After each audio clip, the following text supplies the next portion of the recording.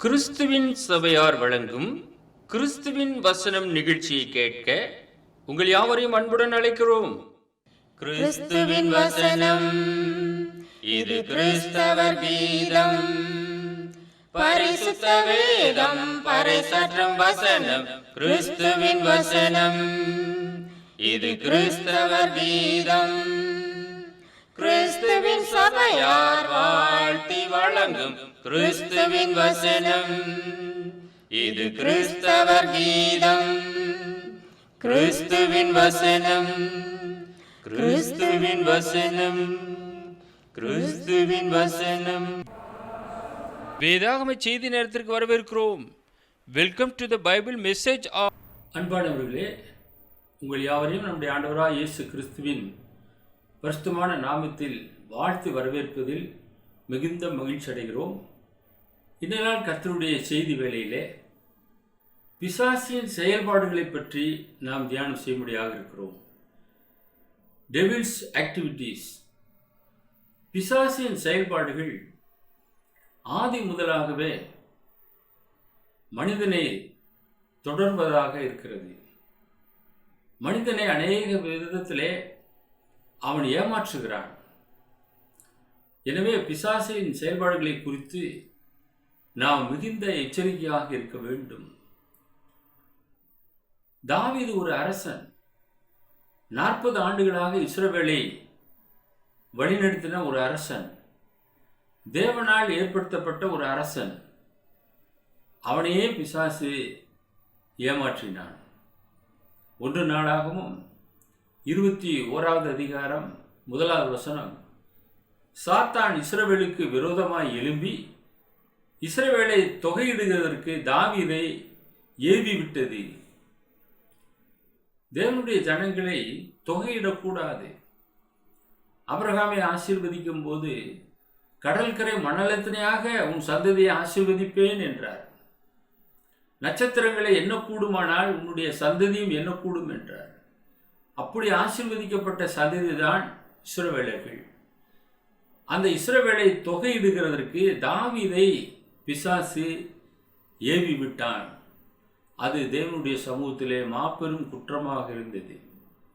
2 Samuel 24வது அதிகாரம் 1வது வசனத்திலே இதை வாசிக்கிறோம். கர்த்தருடைய கோபம் திரும்ப இஸ்ரவேலின் மேல் மூண்டது. இஸ்ரவேல் யூதா என்பவருடைய இலக்கம் பார் என்று அவர்களுக்கு விரோதமாக சொல்லுகிறதற்கு தாவீது ஏவப்பட்டான். இன்றைக்கு எப்பேற்பட்ட ஒரு மனிதனையும் பிசாசு ஏவி விடுவான். தேவனுக்கு விரோதமாக செயல்படும்படியாக தூண்டுவான். தாவீது சொல்லுகிறார், 2 சாமுவேல் 24வது அதிகாரம் 10வது வசனம், இவ்விதமாய் ஜனங்களே எண்ணின பின்பு ராஜாவின் இருதயம் அவனை வாதித்தது. அப்போது தாவீது கர்த்தரை நோக்கி, நான் இப்படி செய்ததனால் பெரிய பாவம் செய்தேன். இப்போதும் ஆண்டவரே, உமது அடியானின் அக்கிரமத்தை நீக்கிவிடும். நான் மகா புத்தீனமாய் செய்தேன் என்றார். மகா புத்தீனமாய் ஒரு ராஜாவே செய்துவிட்டதாக ஒப்புக்கொள்ளுகிறார். அன்பான தொலைக்காட்சி நேயரே, ஒருவேளை உங்களையும் பிசாசே தொடக்கூடும். தேவனுக்கு விரோதமான காரியங்களிலே ஈடுபடுத்தக்கூடும். எனவே நீங்கள் கவனமாக இருக்க வேண்டும். இதனாலே அவனுக்கு வந்த பனிஷ்மெண்ட் என்ன? காத்து என்ற ஒரு தீர்க்கன் மூலமாக 3 காரியங்களை தேவன் சொன்னார். 1, தேசத்திலே 7 வருஷம் பஞ்சம் வர வேண்டுமா? அல்லது 3 மாதம் சத்துருவுமை தொடர வேண்டுமா? அல்லது தேசத்திலே 3 நாள் கொள்ளை நோய் வர வேண்டுமா? இந்த 3லே ஒன்றை தேர்வு செய் என்று சொல்லி காத்து என்ற அந்த தீர்க்கதரிசி தாவீதினிடத்தில் போய் சொன்னார். 2 சாமுவேல் 24வது அதிகாரம் 12, 13 வசனங்கள். நீ தாவீதினிடத்தில் போய் 3 காரியங்களை உனக்கு முன்பாக வைக்கிறேன். அவைகளில் ஒரு காரியத்தை தெரிந்து கொள். அதை நான் உனக்கு செய்வேன் என்று கர்த்தர் உரைக்கிறார் என்று சொல் என்றார். அப்படியே தாவீதினிடத்தில் வந்து அவனை நோக்கி, உம்முடைய தேசத்தில் 7 வருஷங்கள் பஞ்சம் வர வேண்டுமோ? அல்லது 3 மாதம் உடைய சத்துருக்கள் உம்மை பின்தொடர நீர் அவர்களுக்கு முன்பாக ஓடி போக வேண்டுமோ? அல்லது உம்முடைய தேசத்தில் 3 நாள் கொள்ளை நோய் உண்டாக வேண்டுமோ? இப்போதும் என்னை அனுப்பினவருக்கு நான் என்ன மறு உத்தரவு கொண்டு போக வேண்டும் என்பதை நீ யோசித்து பாரும் என்று சொன்னான். இந்த 3 காரியத்தில் ஒன்றை நீ தெரிந்து கொள். நான் தேவனுக்கு மறு உத்தரவு சொல்ல ஆக வேண்டும். அப்பொழுது தாவீது கொடிய இடுக்கணில் அகப்பட்டிருக்கிறேன் என்று சொல்லுகிறார். 2 சாமுவேல் 24வது அதிகாரம் 14வது வசனம். அப்போது தாவீது காத்தை நோக்கி, கொடிய இடுக்கணில் அகப்பட்டிருக்கிறேன், இப்பொழுது நாம் கர்த்தருடைய கையில் விழுவோமாக. அவருடைய இரக்கங்கள் மகா பெரியது, மனுஷர் கையில் விழாதிருப்பேனாக என்றான்.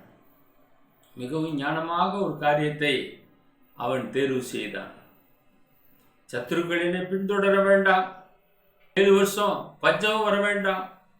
ஒருவேளை கொள்ளை நோய் வந்தது என்றால் தேவன் இரக்கம் செய்யக்கூடியவர், மனஸ்தாபப்படக்கூடியவர். அதனாலே அதிகமாக சாவு வராது என்று எண்ணி கர்த்தருடைய கையில் விழுவோமாக. அவருடைய இரக்கங்கள் மகா பெரியது, மனுஷர் கையில் விழாதிருப்பேனாக என்று சொல்லி கொள்ளை நோயை தேர்வு செய்தார். இதனால என்ன ஆனது? 70,000 பேர் செத்து போனார்கள். 2 சாமுவேல் 24வது அதிகாரம் 15வது வசனம். அப்போது கர்த்தர் இஸ்ரவேலிலே அன்று காலமே தொடங்கி குறித்த காலம் வரைக்கும் கொள்ளை நோயை வரப்பண்ணினார். அதனால் தான் முதல் பெயர்சபா மட்டும் உள்ள ஜனங்களில் 70,000 பேர் செத்து போனார்கள். கர்த்தர் சொன்னது தான். மீறி நடந்தால் தண்டனை அனுபவித்தே ஆக வேண்டும். இது தேவனுடைய நீதியாக இருக்கிறது. அதிலே ஆதாமும் ஏவாளும் பாவம் செய்யும் போது ஏதேன் தோட்டத்திலிருந்து துரத்தப்பட்டார்கள்.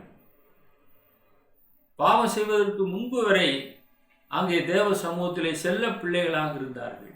ஏதேன் தோட்டத்தை அனுபவித்து வந்தார்கள். ஆசீர்வதிக்கப்பட்ட இடத்திலே வைக்கப்பட்டிருந்தார்கள்.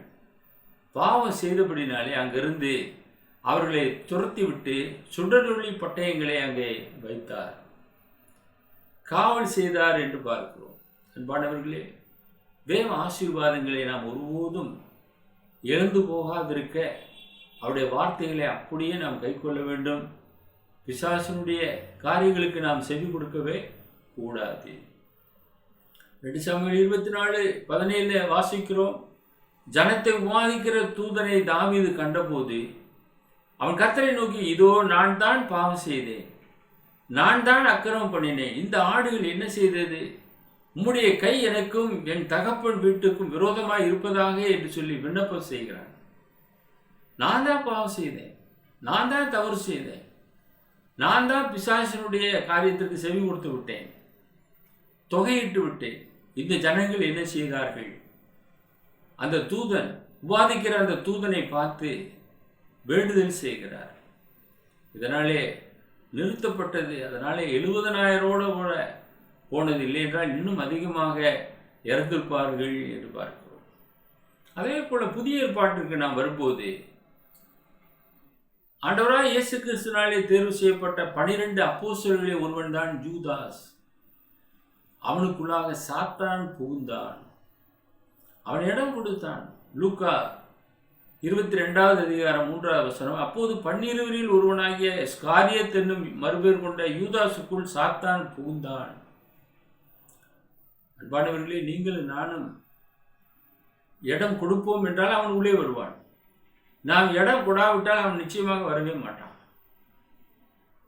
யூதாசுக்கு பண ஆசை இருந்தது. இந்த வீண் செலவு என்னத்துக்கு என்று சொல்லுவான். அதனாலே அவனுக்குள்ளாக பண ஆசை இருந்தது. அந்த பண ஆசையை வைத்து அவன் உள்ளே புகுந்தான் சாத்தான். அதனாலே அவன் இயேசுவை காட்டி கொடுப்பதற்கு சமயம் தேடினான். அவனிடத்திலே கூலி வாங்கி கொண்டான் என்றெல்லாம் நம்ம பார்க்கிறோம். எனவே எபேசிய கிறிஸ்தவர்களுக்கு அப்போஸ்தலனாகிய பவுல் எழுதுகிறார், 4வது அதிகாரம் 27வது வசனம். பிசாசுக்கு இடம் கொடாமலும் இருங்கள். Don't give place to the devil. பிசாசுக்கு ஒருபோது நம்ம இடம் கொடுக்கவே கூடாது. பிசாசுக்கு இடம் கொடுத்தா தானே அவன் வருவான். அவனுடைய வார்த்தையை ஏற்றுக்கொள்ளாதிருங்கள், அவனுக்கு எதிர்த்து நெல்லுங்கள், அப்போது அவன் உங்களை விட்டு ஓடி போயிடுவான். பிசாசுன்னா அனைவரும் பயப்படுறாங்க. அவனுக்கு நீங்கள் எதிர்த்து நிற்க வேண்டும், அவன் உங்களை விட்டு ஓடி போய் விடுவான். நீங்கள் கர்த்தரால் தேர்வு செய்யப்பட்டவர்கள். உள்ளங்கையில் உங்களை வரைந்து வைத்திருக்கிறார். கண்மணியைப் போல அவர் பாதுகாக்கிற தேவனாக இருக்கிறார். பிசாசனால் ஒன்றுமே செய்ய முடியாது. எனவே அவனுக்கு எதிர்த்து நில்லுங்கள், அவன் உங்களை விட்டு ஓடி போய் விடுவான். மூன்றாவது, பிரதான ஆசாரியனாகிய யோசுவாவுக்கு கர்த்தர் ஒரு காரியத்தை உணர்த்துகிறார். அவன் பிரதான ஆசாரியனாகிய யோசுவாவை எனக்கு காண்பித்தார். அவன் கர்த்தருடைய தூதனுக்கு முன்பாக நின்றான். சாத்தான் அவனுக்கு விரோதம் செய்ய அவனது வலது பக்கத்திலே நின்றான். பாருங்க, அவன் வலது பக்கத்தில் வந்து நிற்கிறான். அவனுக்கு விரோதம் செய்யும்படியாக, யோசுவாவுக்கு விரோதமாக காரியங்களை செய்யும்படியாக. அப்போது கர்த்தர் சாத்தானை நோக்கி, கர்த்தர் உன்னை கடிந்து கொள்வாராக, சாத்தானே, எருசலேமை தெரிந்து கொண்ட கர்த்தர் உன்னை கடிந்து கொள்வாராக, இவன் அக்கினி நின்று தப்புவிக்கப்பட்ட கொல்லி அல்லவா என்றான். யோசுவாவினில் அழுக்கு வஸ்திரம் தரித்தவனாய் தூதனுக்கு முன்பாக நின்றிருந்தான். அன்பானவர்களே, தேவ தூதர்கள் ஒவ்வொருவருக்கும் ஒரு தேவ தூதர்கள் இருக்கிறாங்க. என் கால் சறுக்கும் போது என்னை தாங்குகிறீர் என்று சொல்லுகிறார் அல்லவா, அப்பொழுது தேவ தூதர் இருந்திருக்கிறார், தாங்கி இருக்கிறார். அதே போல உங்களுக்கும் எனக்கும் ஒவ்வொரு தூதர்கள் இருக்கிறார்கள். லாசர் மரித்த உடனே அவனை தேவ தூதர்கள் கொண்டு போய் ஆபிரகாம் மடியிலே போய் விட்டார்கள். அவனுக்கு ஒரு தேவ தூதன் இருந்தான். அதை போல இந்த யோசுவாவுக்கு தேவ தூதன் பக்கத்திலே நின்று கொண்டிருந்தார். இந்த யோசுவாவுடைய வலது பக்கத்திலே சாத்தான் அவனுக்கு விரோதம் செய்ய நிற்கிறான். அதனால தேவதூதன் கடிந்து கொள்ளுகிறார். கடிந்து கொண்டு, சாத்தானே, எருசலேமை தெரிந்து கொண்ட கர்த்தர் உன்னை கடிந்து கொள்வாராக என்று சொல்கிறார். யூதாவிலே நாம் வாசிக்கிறோம் அல்லவா, தூசணமாய் குற்றப்படுத்த துணியாமல் கர்த்தர் உன்னை கடிந்து கொள்வாராக என்று தேவதூதர்கள் சொன்னாங்க. அதே விதமாக கர்த்தர் உன்னை கடிந்து கொள்வாராக என்று தேவ தூதர்கள் சொன்னார்கள். அன்பானவர்களே, உங்களுக்கு விரோதமாக நிற்கக்கூடும், உங்கள் அருகாமையில் இருக்கக்கூடும். எச்சரிக்கையாக இருங்கள். 1 பேதுரு 5வது அதிகாரம் 8-9 வசனங்களிலே நாம் வாசிக்கிறோம், தெளிந்த புத்தி உள்ளவர்களாய் இருங்கள், விழித்திருங்கள், ஏனெனில் உங்கள் எதிராளியாகிய பிசாசானவன் கெச்சிக்கிற சிங்கம் போல் எவனை விழுங்கலாமோ என்று வகைதேடி சுற்றித் திரிகிறான். விசுவாசத்தில் உறுதியாயிருந்து அவனுக்கு எதிர்த்து நில்லுங்கள். உலகத்தில் உள்ள உங்கள் சகோதரிடத்தில் அப்படிப்பட்ட பாடுகள் நிறைவேறி வருகிறது என்று அறிந்திருக்கிறீர்களே. மிக தெளிவாக பேதுரு குறிப்பிட்டிருக்கிறார். எவனை விழுங்கலாமோ என்று பிசாசு சுற்றி வருகிறான். ஒவ்வொரு நாளும் அவனுடைய வேலை அதுவாக இருக்கிறது. கெர்ச்சிக்கிற சிங்கத்தை போல, சிங்கம் ஒரு மனிதனை, மிருகங்களை வேட்டையாடும்படியாக எப்படி சுற்றி வருகிறதோ அதே போல பிசாசு நம்முடைய எதிராளி அவன் வேட்டையாடும்படியாக சுற்றி வருகிறான். எவனை விழுங்கலாமோ என்று வகைதேடி சுற்றி திரிகிறான். அந்த வலையில போய் விழுந்துடாதீங்க. யூதாஸ் அந்த வலையில போய் விழுந்தான். இழிவான ஆதாயத்தை இச்சித்தான். அதனால என்ன ஆனது?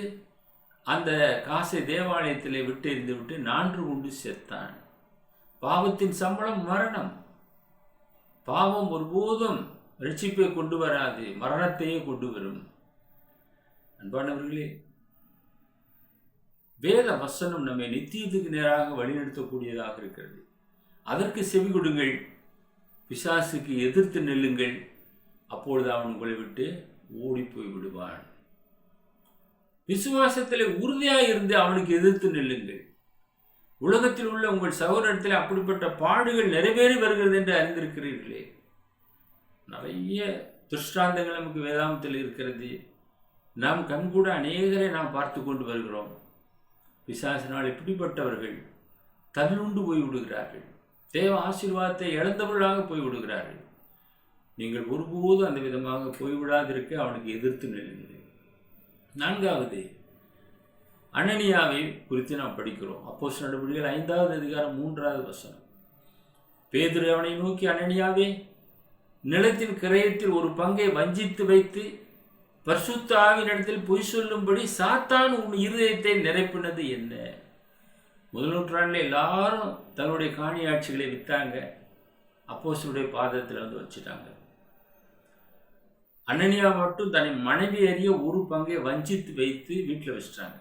நமக்கு ஒரு வேளை கஷ்டம் வரும் போல அதை பயன்படுத்திக்கலாம் நினைச்சாங்களோ என்னவோ தெரியவில்லை. ஒரு பங்கை வஞ்சித்து வைத்தார்கள். பரிசுத்த ஆவியினிடத்தில் பொய் சொன்னார்கள். இதை பேதுருக்கு தேவன் உணர்த்தினார். பரிசுத்த ஆவியினிடத்தில் பொய் சொல்லும்படி சாத்தான் உன் இருதயத்தை நிரப்பினது என்ன? அனனியா முதல் நூற்றாண்டிலே இருக்கிறதான கிறிஸ்துவ சபையிலே ஒரு ஸ்ட்ராங் பிலீவர், அருமையான தம்பதி குடும்பம். ஆனால் எவ்வளோ பெரிய மிஸ்டேக் பண்ணியிருக்கிறார் என்று பாருங்க. சாத்தானுடைய ஆலோசனையை கேட்டு ஒரு பங்கை மாத்திரம் வஞ்சித்து வைத்துக் கொண்டார்கள். இன்றைக்கு அநேக குடும்பங்கள் அந்த விதமாக இருக்கிறது. நமக்கென்று வேண்டும், எல்லாமே கொடுத்து விட்டால் நாம் என்ன செய்வது? நிர்கதியாய் விடுவோம், தெருவுக்கு வந்து விடுவோம். அன்பானவர்களே, ஒரு ஏழை விதவை தன் இடத்துல இருந்த 2 காசை போட்டு விட்டாள்.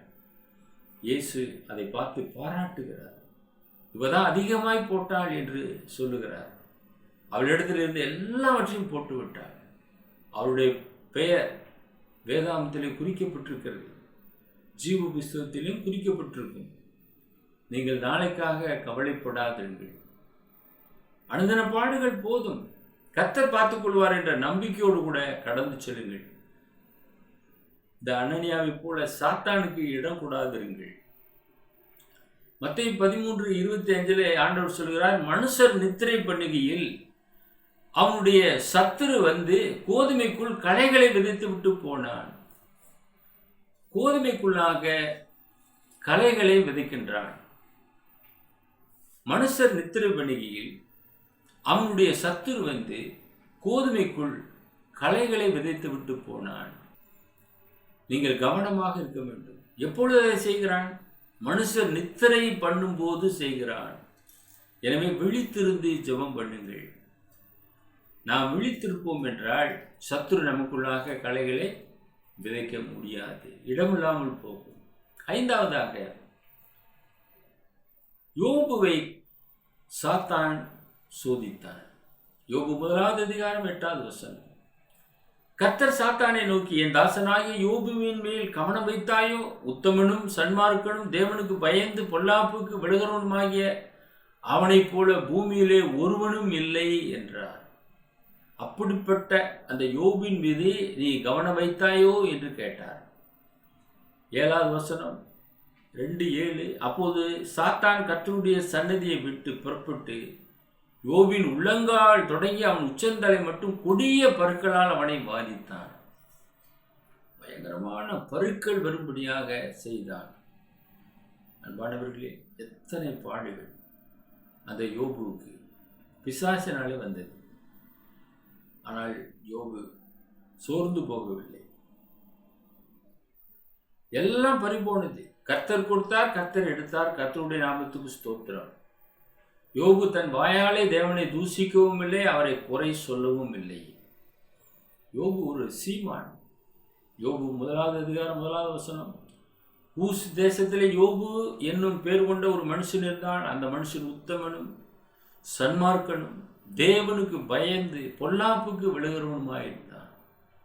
தேவனுக்கு பயப்படக்கூடியவன், ஒரு சன்மார்க்கன், பொல்லாப்புக்கு விலகக்கூடியவன், உத்தமன். அப்படிப்பட்ட நபர்களை பார்ப்பது அரிது. கர்த்தர் யோபுவை காப்பாற்றினார். பிசாசினுடைய கரங்களுக்கு விடுதலை செய்து யோபுவை இரட்டிப்பாக ஆசீர்வதித்தார் என்று அந்த புத்தகத்தின் இறுதியிலே நாம் படித்து தெரிந்து கொடுக்கிறோம். 6வதாக நாம் பார்க்கும்போது பேதுரு மார்க் 8:33 அவர் திரும்பி தம்முடைய சீசரை பார்த்து பேதுரை நோக்கி, எனக்கு பின்னாக போ சாத்தானே, நீ தேவனுக்கு ஏற்றவைகளை சிந்தியாமல் மனுஷருக்கு ஏற்றவைகளை சிந்திக்கிறாய் என்று சொல்லி அவனை கடிந்து கொண்டார். பேதுருவை கடிந்து கொண்டார். எதற்காக கடிந்து கொண்டார்? அவன் சாத்தானுக்கு ஏற்ற ஆலோசனையை அவன் சொல்லுகிறான். எனவே நீ தேவனுக்கு ஏற்றவைகளை சிந்திக்கவில்லை, மனுஷருக்கு ஏற்றவைகளை சிந்திக்கிறாய் என்று சொல்லி அவனை கடிந்து கொண்டார். அப்போஸ்தலர்களை கடிந்து கொள்ளுகிறதை நாம் பார்க்கிறோம். அன்பானவர்களே, அவர் கடிந்து கொள்ளும்போது சோர்ந்து போகாதே, நன்மைக்காக கடிந்து கொள்ளுகிறார். லூக்கா 9:54 முடிய பார்க்கும்போது அவருடைய சீஷராகிய யாக்கோபும் யோவானும் அதை கொண்டபோது, ஆண்டவரே, எலியா செய்தது போல வானத்திலிருந்து அக்கினி இறங்கி இவர்களை அழிக்கும்படி நாங்கள் கட்டளையிட உமக்கு சித்தமா என்று கேட்டார்கள். அதனால தான் கடிந்து கொண்டார். அவர் திரும்பி பார்த்து, நீங்கள் இன்ன ஆவி உள்ளவர்கள் என்பதை அறியீர்கள் என்று அதட்டி, மனுஷகுமாரன் மனுஷனுடைய ஜீவனை அழிக்கிறதற்கு அல்ல, ரட்சிக்கிறதுக்கே வந்தார் என்றார். அதன் பின்பு அவர்கள் வேறொரு கிராமத்திற்கு போனார்கள். இயேசு கிறிஸ்து இந்த பூமிக்கு வந்ததனுடைய நோக்கம் மனுஷனுடைய ஜீவனை காப்பாற்றுவதற்காக, ரட்சிப்பதற்காக வந்தார், அழிப்பதற்காக இல்லை. இதை அநேகர் தவறாக நினைக்கிறார்கள். துன்மார்க்கரை அழித்து போடலாமே. ஒருவரும் கெட்டுப்போவது பிதாவினுடைய சித்தம் அல்ல, எல்லாரும் மனம் திரும்ப வேண்டும் என்று நம்மிலே அவர் நீடிய பொறுமை உள்ளவராக இருக்கிறார் என்று நாம் அறிகிறோம். எனவே கர்த்தருடைய நீடிய பொறுமையை ரட்சிப்பு என்று எண்ணுங்கள். கடைசியாக மத்தேயு 4வது அதிகாரம் 8-10 இயேசு கிறிஸ்துவை பிசாசு சோதித்தார். மறுபடியும் பிசாசு அவரை மிகவும் உயர்ந்த மலையின் மேல் கொண்டு போய் உலகத்தின் சகல ராஜ்யங்களையும் அவைகளின் மகிமையும் அவருக்கு காண்பித்து, நீர் சாஷ்டாங்கமாய் விழுந்து என்னை பணிந்து கொண்டால் இவையெல்லாம் உமக்கு தருவேன் என்று சொன்னான். அப்பொழுது இயேசு, அப்பாலே போ சாத்தானே, உன் தேவனாய கர்த்தரை பணிந்து கொண்டு அவர் ஒருவருக்கே ஆராதனை செய்வாயாக என்று எழுதியிருக்கிறதே என்றார். எப்படி ஆண்டவராய் இயேசு கிறிஸ்து சாத்தானை ஜெயித்தார் என்று பார்த்தீர்களா? உலக ராஜ்யங்கள் எல்லாம் காண்பித்தான். நீ சாஷ்டாங்கமாக விழுந்து என்னை பணிந்து கொண்டால் இவையெல்லாம் நான் உனக்கு தருவேன். இன்னைக்கு உலக சம்பத்துக்களை பார்த்து சாத்தானுக்கு அடிமையாகி விடுகிறார்கள், கர்த்தரை மறந்து விடுகிறார்கள். இந்த உலக சம்பத்து ஒருவனை ரட்சிக்காது. மனுஷன் உலகம் முழுவதையும் ஆதாயப்படுத்தி கொண்டாலும் தன் ஜீவனை நஷ்டப்படுத்தினால் அவனுக்கு லாபம் என்ன என வேதாகவும் கேள்வி கேட்கிறது. எனவே உங்களுடைய ஜீவனை ரட்சிப்பதற்கு ஜீவனுள்ள ஆண்டவராய் இயேசு கிறிஸ்து அண்டை வாருங்கள். மேலும் யூதா 9வது வசனத்திலே வாசிக்கிறோம், பிரதான தூதனாகிய மீகாவேல் மோசையினுடைய சரீரத்தை பிசாசுடனே தர்க்கித்து பேசின போது அவனை தூசணமாய் குற்றப்படுத்த துணியாமல் கர்த்தர் உன்னை கடிந்து கொள்வாராக என்று சொன்னான். அவனை தூசணமாக குற்றப்படுத்த நினைக்கல, கர்த்தர் உன்னை கடிந்து கொள்வார். யோசுவா நாட்களில் எப்படி தேவதூதன் யோசுவாவுக்காக பேசினாரோ அதே போல கர்த்தர் உன்னை கடிந்து கொள்வாராக என்று தேவதூதன் சொன்னான். பிசாசுக்கு எதிர்த்து நில்லுங்கள், அப்போது அவன் உங்களை விட்டு ஓடி போவான். நம் ஆண்டவராய் இயேசு கிறிஸ்து அப்பாலே போ சாத்தானே என்று சொன்னதை போல நீங்களும் சாத்தானுக்கு இடம் கொடாதிருங்கள், அவனுக்கு எதிர்த்து நெல்லுங்கள். வெளிப்படுத்த விசேஷம் 12வது அதிகாரம் 9-12 உலகம் அனைத்தையும் மோசம் போக்குகிற பிசாசு என்றும் சாத்தான் என்றும் சொல்லப்பட்ட பழைய பாம்பாகிய பெரிய வலுசர்ப்பம் தள்ளப்பட்டது. The great dragon was cast out, that old serpent called the devil and Satan, which deceives the whole world. உலகத்தையே மோசம் போக்கக்கூடியது இந்த பிசாசு சாத்தான். அது தள்ளப்பட்டது, அது பூமியிலே விழ தள்ளப்பட்டது. அதனோட கூட அதை சேர்ந்த தூதரும் தள்ளப்பட்டார்கள். அப்போது வானத்திலே பெரிய சத்தம் உண்டாகி, இப்பொழுது ரட்சிப்பும் வல்லமையும் நமது தேவனுடைய ராஜ்யமும் அவருடைய கிறிஸ்துவின் அதிகாரம் உண்டாயிருக்கிறது. இரவும் பகலும் நம்முடைய தேவனுக்கு முன்பாக நம்முடைய சகோதரர் மேல் குற்றம் சுமத்தும் பொருட்டு அவர்கள் மேல் குற்றம் சாட்டுகிறவன் தாழ தள்ளப்பட்டு போனான். மரணம் நேரிடுகிறதா இருந்தாலும் அதற்கு தப்பும்படி தங்கள் ஜீவனையும் பாராமல் ஆட்டுக்குட்டியின் இரத்தத்தினாலும் தங்கள் சாட்சியின் வசனத்தினாலும் அவனை ஜெயித்தார்கள். இயேசு வசனத்தினாலே ஜெயித்தார். இன்றைக்கு நீங்களும் நானும் அந்த வல்லமையுள்ள வசனத்தை நாம் எடுத்துக்கொண்டு அந்த வசனத்தினாலே நாம் அவனை ஜெயிக்க வேண்டும். அவனை ஜெயிக்கிறதுக்கு தேவன் உங்களுக்கு பலன் கொடுப்பார். அவனை நீங்கள் நிச்சயமாக ஜெயிக்க முடியும், பிசாசை ஜெயிக்க முடியும். அவன் கொண்டு வருகிற ஏமாற்று காரியங்களுக்கு கீழ்ப்படிந்து போகாதபடி எச்சரிக்கையாக இருங்கள். அவன் தந்திரம் உள்ளவன். நம்முடைய ஆதி தாய் ஏவாளை அவன் ஏமாற்றினவன். வஞ்சகம் நிறைந்தவன். அவனுடைய வார்த்தைகளை ஒருபோதும் ஏற்றுக்கொள்ளாதிருங்கள். அவன் தேவனுக்கு விரோதமானவன். பிசாசு கொல்லவும் அழிக்க வருகிறானே என்று வேற ஒன்றுக்கும் வரான் என்று வேதம் சொல்லுகிறது. ஆண்டவராய் இயேசு கிறிஸ்து நம்மை ரட்சிப்பதற்காக வந்தார். எனவே பிசாசின் செயல்பாடுகளை குறித்து கவனமாக இருங்கள். தாவீது தொகையிட்டு பாவம் செய்ததினாலே இஸ்ரவேலிலே 70,000 பேர் இறந்து போனார்கள் என்று நாம் தியானித்தோம். நான் ஒருவனே பாவம் செய்திருக்க என்று மன்றாடுகிறான். அந்த ஜெபத்தின் நிமித்தமாக தேவதூதன் நிறுத்தினார். இல்லை என்றால் இன்னும் அதிகமான பேர் இஸ்ரவேலிலே இறந்து போயிருப்பார்கள் கொள்ளை நோயினாலே. யூதாஸ் இழிவான ஆதாயத்தை இச்சித்து இயேசுவை காட்டி கொடுத்து நான்று கொண்டு செத்தான். பிசாசு அவனுக்குள்ளாக புகுந்தான் என்று வேதம் சொல்கிறது. பிசாசுக்கு நீங்கள் இடப்படுவாதிருங்கள். பிரதான ஆசாரியாகிய யோசுவாவுக்கு வலது பக்கத்திலே நின்று அவனுக்கு விரோதமாக செய்ய எத்தனைக்கும் போது தேவதூதன் பிசாசை கடிந்து கொள்கிறதை நாம் பார்க்கிறோம். எருசலேமை தெரிந்து கொண்ட கர்த்தர் உன்னை கடிந்து கொள்ளுவாராக, நீ அக்கினி நின்று தப்பி வைக்கப்பட்ட கொள்ளி அல்லவா என்று சொல்கிறார். அந்த விதமாக யோசுவா காக்கப்பட்டார். எவனை விழுங்கலாமோ என்று வகைதேடி சுற்றித் திரிகிறான். கவனமாக இருங்கள். முதல் நூற்றாண்டிலே அனனியா தம்பதியார் பரிசுத்த ஆவியினிடத்திலே பொய் சொல்லி கணவன் மனைவி இருவருமே இறந்து போகிறார்கள். யோபுவை சாத்தான் சோதித்தான். யோபு உத்தமத்திலே உறுதியாக இருந்தான். கர்த்தர் அவனை ஆசீர்வதித்தார். இரட்டிப்பான ஆசீர்வாதத்தை பெற்று அவர் திரும்ப தம்முடைய சீசரை பார்த்து பேதுருவை நோக்கி, எனக்கு பின்னாக போ சாத்தானே, நீ தேவனுக்கு ஏற்றவைகளை சிந்தியாமல் மனுஷனுக்கு ஏற்றவைகளை சிந்திக்கிறாய் என்று சொல்லி அவனை கடிந்து கொண்டார். ஆண்டவரே, இது உனக்கு நடக்கக்கூடாதே என்று அவன் சொல்லுகிறான். ஒரு ஆலோசனை சொல்லுகிறான். நீ மனுஷனுக்கு ஏற்றவைகளை சிந்திக்கிறாய் என்று அவனை கடிந்து கொண்டார். அன்பானவர்களே, இப்படியாக ஆண்டவராய் இயேசு கிறிஸ்து பிசாசை ஜெயித்தார் என்று பார்க்கிறோம். 3 முறை அவரை சோதித்தார். 3 முறையுமே வெற்றி கொண்டார். அப்பாலேவோ பிசாசே என்று சொன்னார். ஆக உலக அனைத்தையும் மோசம் போகக்கூடிய பிசாசு தள்ளப்பட்டிருக்கிறான். அவனை நீங்களும் நானும் அவருடைய வசனத்தினாலே ஜெயிக்க வேண்டும். ஜெயிக்க தேவன் உங்களுக்கு பலன் கொடுக்கும்படியாக உங்களுக்காக நாங்கள் பாரத்தோடு ஜெபம் செய்கிறோம். எங்களை நேசித்து வழிநடத்துகிற பரலோகத்தின் பிதாவே, பிசாசு கொண்டு வருகிறதான சகல காரியங்களை நாங்கள் எதிர்க்கத்தக்கதாக எங்களுக்கு பலன் கொடுக்க வேண்டுமாய் வேண்டுதல் செய்கிறோம்.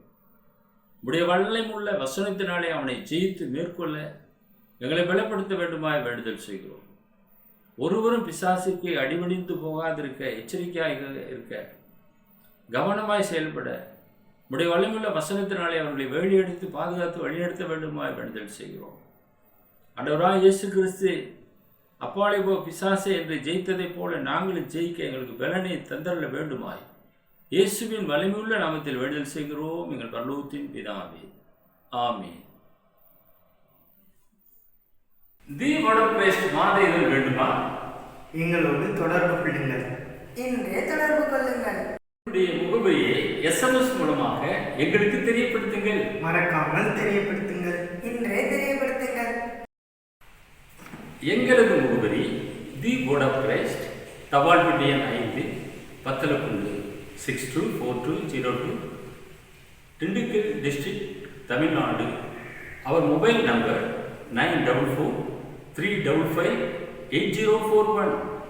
Another number 6379350509. அநேக ஆவிக்குரிய புத்தகங்கள் எங்களிடம் உள்ளன. இன்றே SMS பண்ணுங்கள். வத்தலக்குண்டு கிறிஸ்துவின் சபையா உங்களை வாழ்த்துகிறார்கள். எங்கள் பணி கிறிஸ்துவின் பணி. உங்களையும் அன்போடு அழைக்கிறோம். எங்கள் முகவரி the word of Christ, post office box number 5, பட்லக்குண்டு 624202, சவுத் இந்தியா. அவர் mobile number 9443558041. Another number 6379350509. Email address urgentandglory@gmail.com. View our The Word of Christ program on YouTube channel. May God bless you all.